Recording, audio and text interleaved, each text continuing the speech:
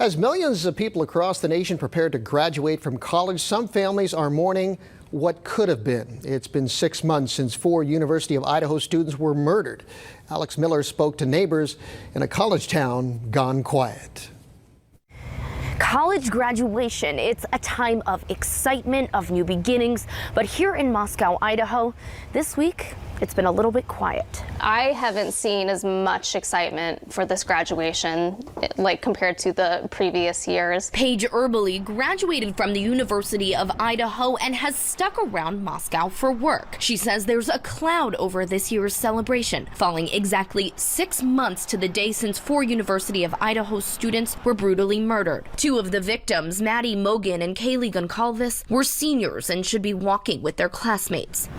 Visiting campus, you almost wouldn't know graduation was happening this weekend. It's just a really, really touchy subject that the town is very, very sensitive to right now. The house, still boarded up, patrolled by security 24/7 for months, is a stark reminder not only of the tragedy, but of the month-and-a-half-long manhunt that left so many here shaken. The murders in November really sent a shock to the whole system. Since then, both Erbely and architecture professor Phil Mead say the town changed. We just paid more attention. We were all very much more cautious. I used to sometimes leave my door unlocked and be like, whatever, Moscow's a safe town, nothing's going to happen.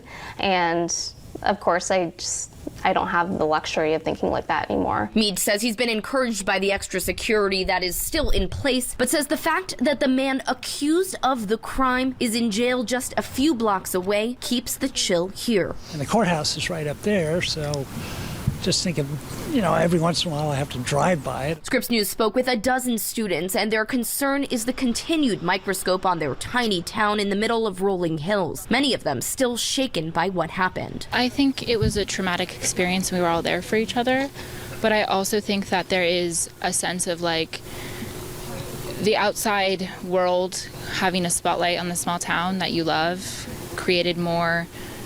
It was hectic, it was scary. Sarah Sullivan, a native Californian, came to Idaho because her mom went to school here. She says this is a tight-knit school full of students with deep roots. Fellow students have really stepped up support and positive support. The dean of students, a lot of teachers and everything have been really compassionate and really putting out resources out there, letting us know that we have someone to hear us out, hear our concerns. The school, the families, the Greek houses where victims were members, the restaurant where 2 of the victims worked, all hesitant to make any statements that could impact their healing and the pending trial. Students in Greek life told us they've made checking in on each other's mental health a focus. After all, this case and conspiracy theories surrounding it became prevalent on social media. There was a lot of he said, she said, and people were coming after fellow students and things and professors who were completely innocent, and you were like, that's not true. I know these people. The murders defining this year, but the students tell us they are determined for people to know the goodness that exists here. We've gotten through it,